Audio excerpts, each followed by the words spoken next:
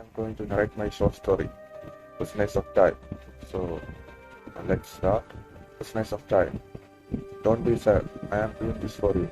She smiled as I felt pain all over my body. I jumped off the bed, alarmed. My hand instantly went to my chest, only to find a racing car engine inside. I was panting like I had finished a marathon. My respiratory system seemed to be in chaos. Goddamn nightmare. My eyes went to the clock. It was 4 in the morning. Sleep, Rahul, sleep.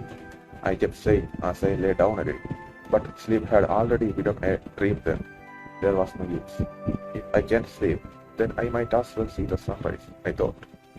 That thought brought me out of my room, and soon I was at the top of my house. The rooftop was an open terrace, perfect for viewing the sunrise. The darkness of the sky had been fading away, paving the way for a colorless hue to set in. What a remarkable transition, I thought. But still, I could hear my heart hammering. My body was shaking with fright.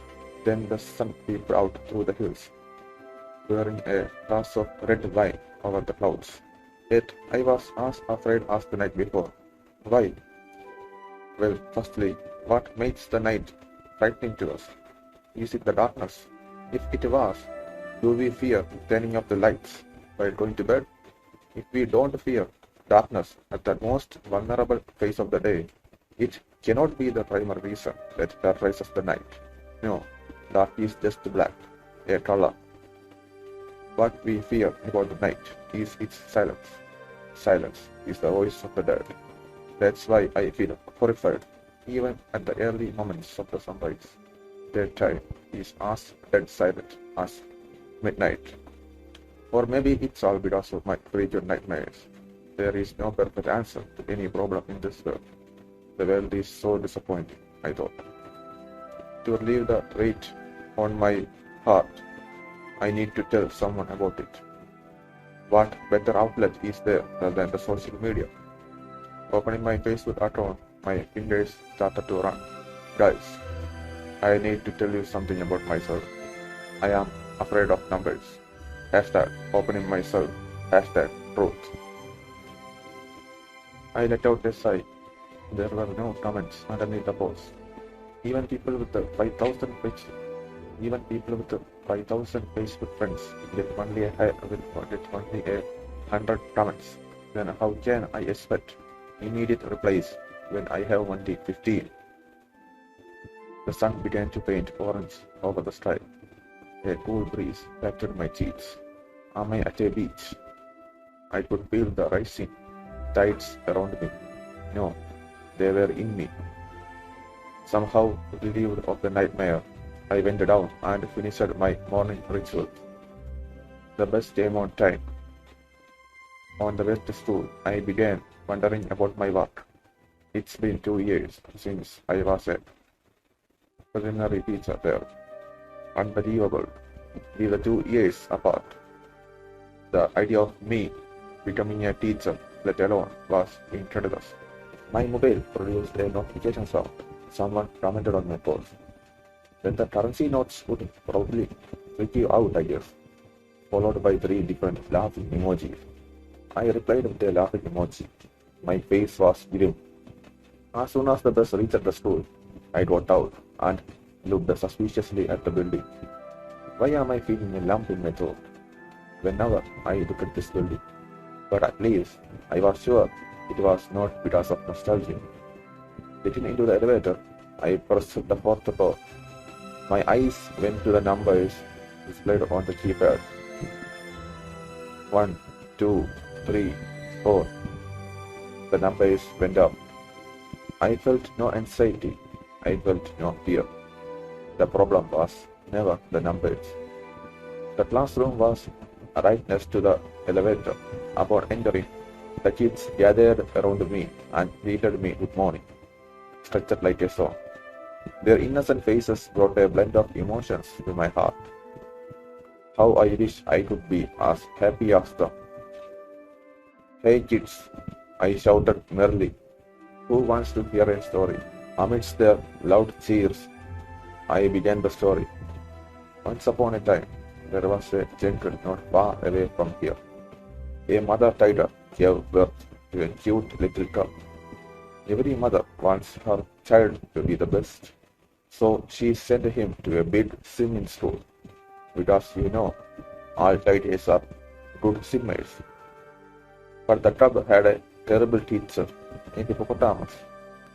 She was a good swimmer, but very bad at teaching. In the first class itself, she pushed the cub into the pool and told him to swim. He couldn't, of course. The hippo did the same thing again and again without teaching anything at all. The cub kept on failing. I paused for a moment. I needed that pause. And then I went on happily. The cub self-taught the swimming lessons. He had so many friends to help him. At last, he swam the pond proudly in front of that bad hippo.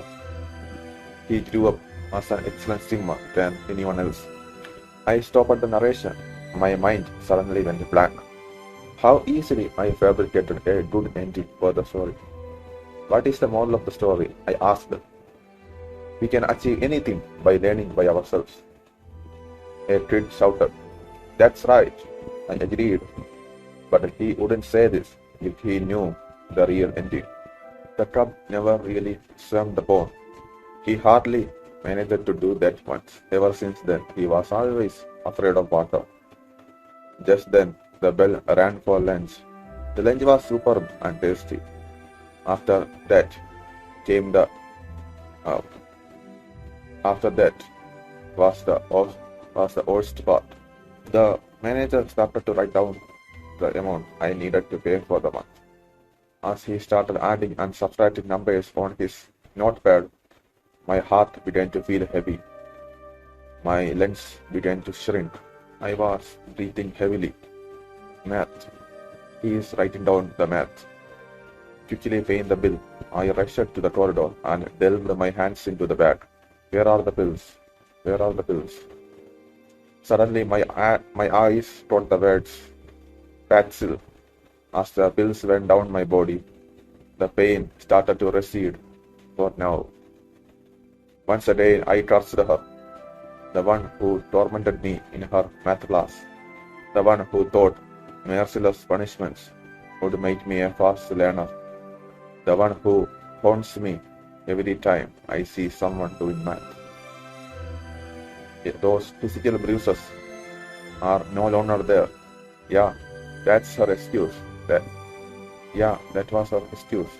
Teachers the distance to make them better.